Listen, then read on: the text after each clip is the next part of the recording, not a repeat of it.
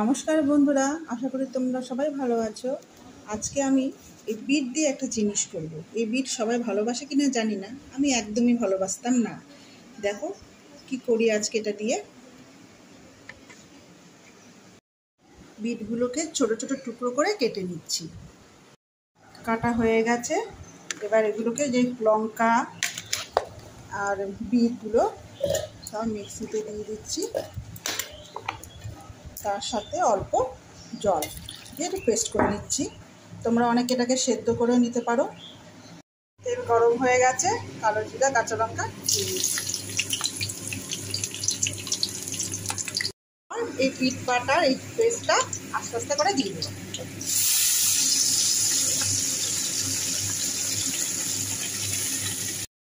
এর মধ্যে একটু জল দিয়েছি সেদ্ধ হওয়ার জন্য, এবার ঢাকা দিয়ে দেবো। 5-10 মিনিট লাগবে সেদ্ধ হতে।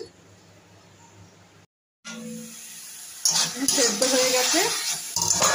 এবার নুন মিষ্টি দিয়ে দিচ্ছি, আমি হলুদ দিইনি। রেডি হয়ে গেছে আমার বিট বাটা। রেডি আমার বিট বাটা। কেমন হয়েছে দেখতে বলো। গুড বাই বন্ধুরা।